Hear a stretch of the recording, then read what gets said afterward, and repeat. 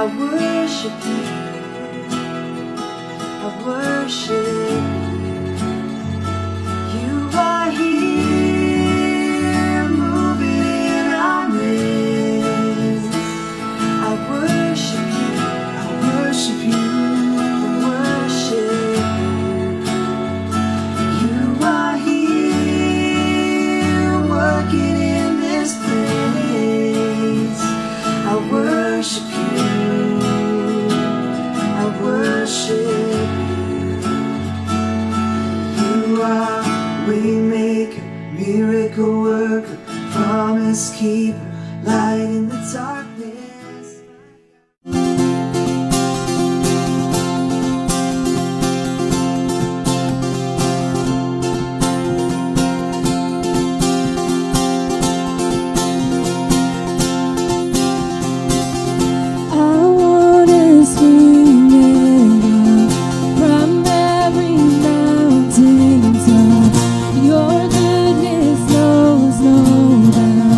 Your goodness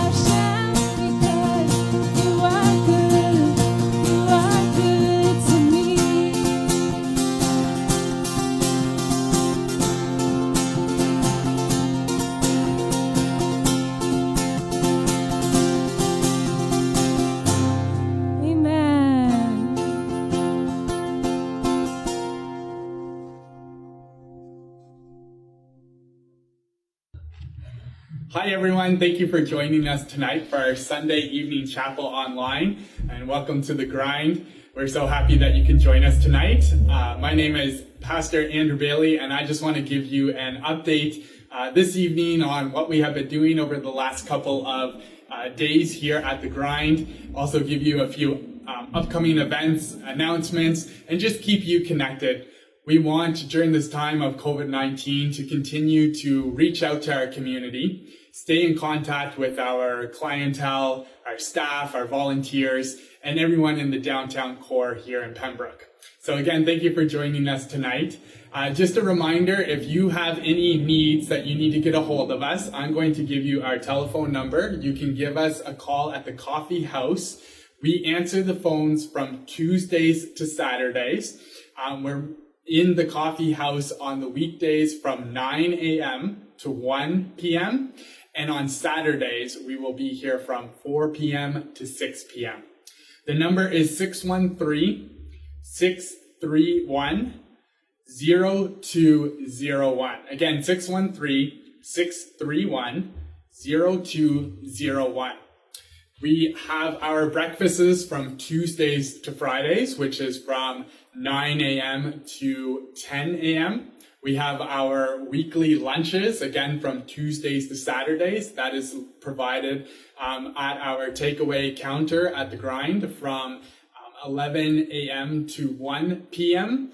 And then we have community takeaway dinners, which is Tuesday nights from 4 to 6 p.m.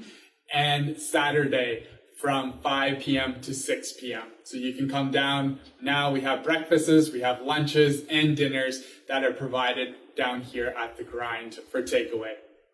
I just want to give you an update on what we have been involved with over the last couple of days, and a huge thank you and shout out to all of our community supporters, individuals, families that have gotten involved.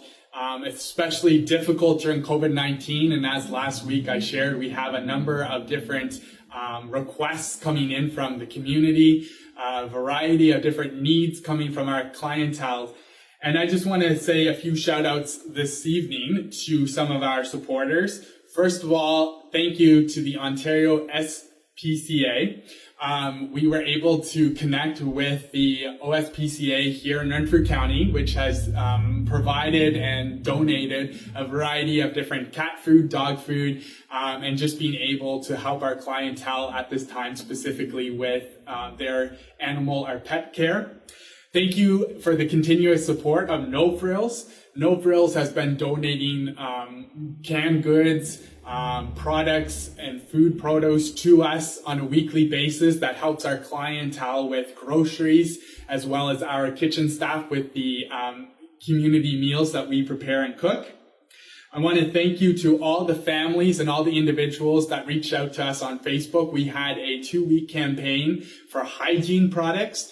We got several boxes of deodorants, shampoos, soaps, toothpaste, toothbrushes, the list goes on. And I just want to say thank you for all of that. We are currently bagging those and separating them for women and men's hygiene products and preparing bags for our community. So that's awesome. Care packages. So thank you for being a part of that. I want to thank Brewham Food Market for their donation last week of 20 pounds of hamburger for our spaghetti lunch. Again, thank you to Brewham Food Market for being a sponsor to last week's community dinner. So again, thank you for all of those who have reached out and just said, how can we support you at this time? How can you, what are you continuing to do in this COVID-19 season that we're in? And it's very evident that we have a higher need from the community as they request for our assistance, whether that's groceries, whether that's pastoral care, whether that is just people that want extra assistance at this time. Obviously, people have been laid off. People are not able to go to the grocery store if they are at risk or high risk for the coronavirus. So we are being able to do delivery services to people that have special needs, that have physical or mental disabilities. We're able to provide groceries to them. And we are able to also just be able to connect with our clientele, just check in with them. Again, obviously our clientele are at risk or high risk, a lot of them. And so we're able just to check in with them, make sure that they have groceries, make sure that they have food at this time, and being able to just be a light in the community, be just helping out where it's needed. So thank you for being a part of that. You can go to thegrindpembroke.ca. That's again, thegrindpembroke.ca, to see our updated website with the information related to COVID-19, as well as ways that you can continue to get involved, what we are doing and how we are responding to COVID-19. And we have a lot of different churches, different businesses, and different families that in the past have donated to our community dinners or provided a lunch or have been able to provide a financial contribution to our meals. And we want that to continue. So if you would like to make a donation, again, thegrindpembroke.ca, you can make all your donations and check out our website. I just wanted to also give a shout out to everyone who responded to our Facebook question. This week's question on Facebook, it was posted. The grind is an important asset to our community because ... So we got a lot of responses this week of just people giving us a shout out, people that responded to that question. Again, it was the grind is an important asset to our community because... And I'm just going to read a few of the responses that we got this week. Jillian McPherson from Pembroke said, it is a supportive and inclusive to meet the needs of many in a loving faith-based approach. And what someone else said about bringing people together for all different community organizations. Hashtag community love matters. Thank you to the grind and all the workers. Pastor Carol Ann from PPT said, it is the hands and feet of Jesus extended by caring for the people. You can't share the gospel to an empty belly. Jesus knew that. Jesus, he's someone we should follow and do likewise, which is exactly what the grind is doing. Tina Bryan said, it is being the beautiful hands and feet of Jesus. We have Jenny said the staff and volunteers welcome and care for so many people with so many different needs in our community. Steve Wood said it provides a vital service to many who otherwise have nowhere else to go to meet their basic needs. Chantel said it provides meals to those who are in need and temporary shelter.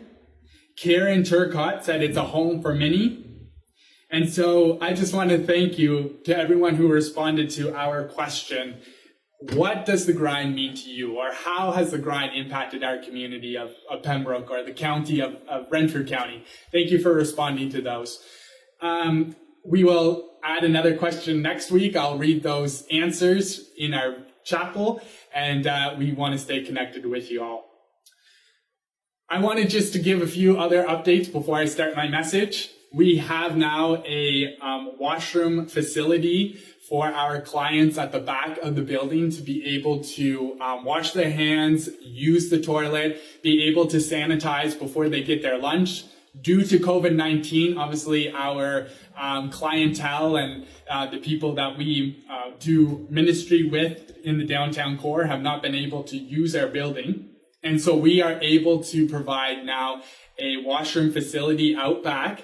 And so that's just a huge progress to COVID-19, obviously trying to adjust to so many different new regulations. And we just want to thank the provider for that and being able for our clients to wash up, go to the bathroom, sanitize before they get their lunch and take it home.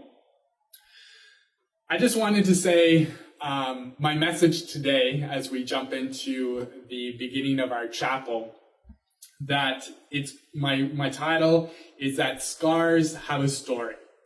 Scars have a story. Whether those are physical scars or emotional scars, I'm going to tell you a little bit about my scars. And those are physical scars. I have a few that I am not proud of. For instance, on my right hand, I have a scar down my hand because I had a motorbike accident when I was in Bangkok, Thailand. On the same hand, I have another scar on my palm where I fell down the hill at Rockwood Public School when it was freezing rain and had quite a deep cut on my hand. Under my chin, I fell down the stairs when I was a little boy at my relative's house and cut my chin. I have a few scars, whether it's on my feet, my hands, my chin, my arms, and all of them have a story. All of them are embarrassing. All of them hurt a lot. All of them were, at the time, painful, gruesome, yucky. Definitely not proud of a lot of them. Each of them have a story, and it's something that I can say I was irresponsible, or I was careless, or I hurt myself. But all of them have a story that I can look back, and in the pain of that moment, and whenever I fell at Rockwood, whether I slipped on the motorbike in Bangkok, Thailand, all these different scars, I can remember them like they were yesterday. But now they're not bloody, now they're clear, now they don't hurt. They're clear, they're cleaned up, and all it is a mark. We all have different scars, whether it's on our physical bodies, things that we happened in our lifetime that we're not so proud of. Whether you fell down the stairs or whether you cut yourself cooking in the kitchen, scars. But just like these scars, we also have the emotional scars in our heart. We have emotional scars that carry with us. Those scars can be weeks or months or years. It depends on how you were hurt. Everybody has a story. Everybody has a past. Everybody has scars. These scars are not nice to carry. These scars bring back triggers. These scars may bring back painful memories. These scars in our heart might make us sad or depressed or filled with anxiety or feelings or emotions that we can't explain. These scars in our hearts, these scars in our lives have ripple effects. Today, I want to read out of Matthew chapter 11, verse 28. And Matthew chapter 11, verse 28 says, Jesus said, "Come to me, all who are weary and burdened, and I will give you rest."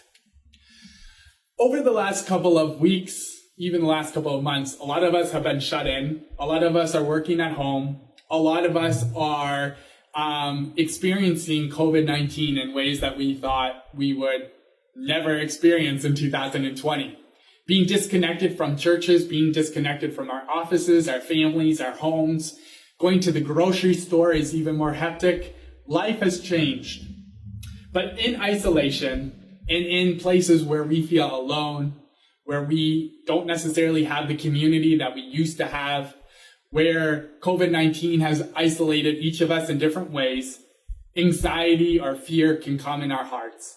And some of these scars that were on our hearts or are on our hearts can easily flare up when we're in the quietness, when we're in the stillness. Our thought patterns change. We have our emotions triggers. And I want to ask you, how are you doing?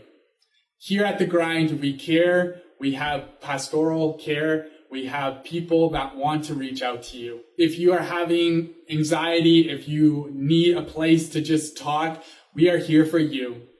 I gave you the coffee house number. Feel free to give us a call at any time. We would love to talk to you over the phone, over Skype, have a social distancing visit with you just to do check-in. We care for our community.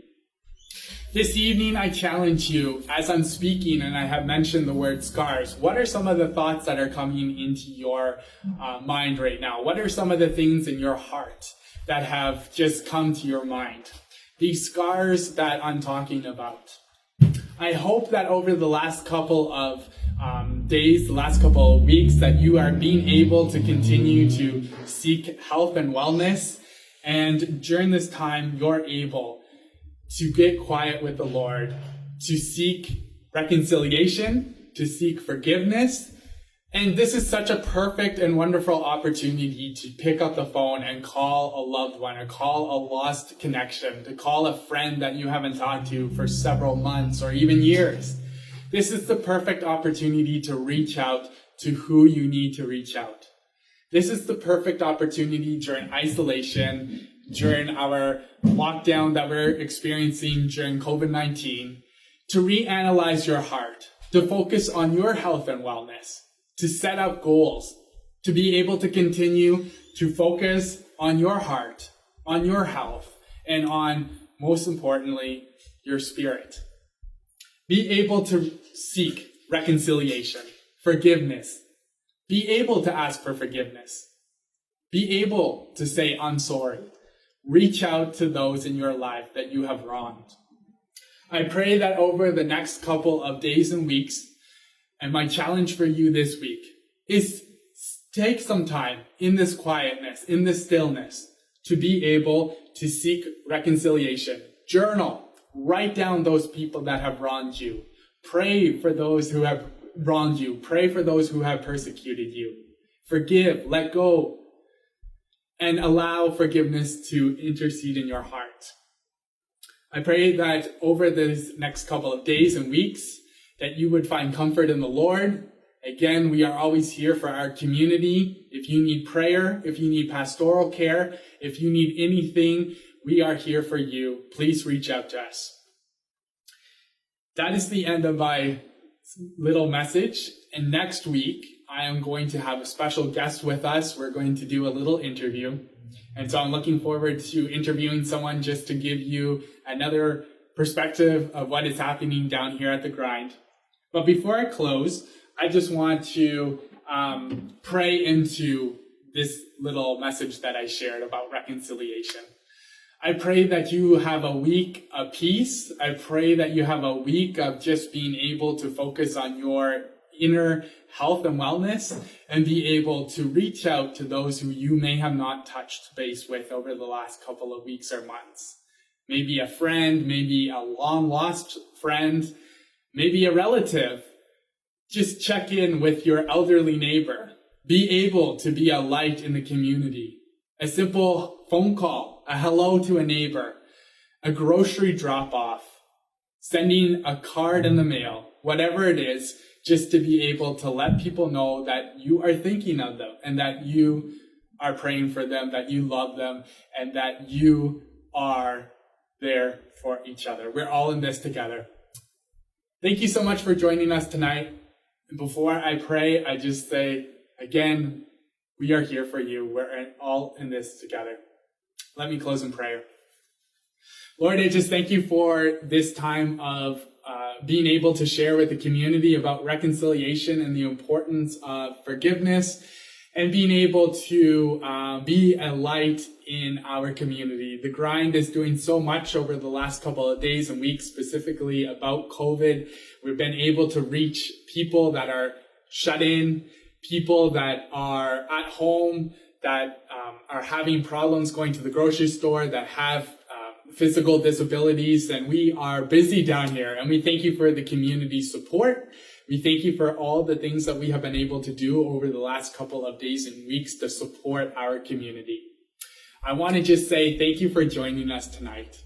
I want to say God bless you and amen, and may the Lord continue to bless you. And one more story before I wrap up tonight. There was a little boy walking on the beach, and he was walking far down the beach, and he was tired and exhausted. And when he reached his final destination, he turned around and he saw sometimes a pair of 2 feet, and sometimes he saw a pair of 4 feet. And he asked the Lord, why sometimes is there a set of tracks alone, and why is there 2 set of tracks sometimes? And the Lord said, those were the times I carried you when you were exhausted, when you were tired, when you were weary. Those were the times that I picked you up, I lifted you up, because I knew that you couldn't go over this alone. May the Lord give you peace. May the Lord pick you up and give you strength and renewed strength. And may you find comfort in his word this week. Thank you so much. God bless. Have a wonderful weekend. And we are all in this together. Do not hesitate to reach out to us. We are here for you. Thanks so much and God bless.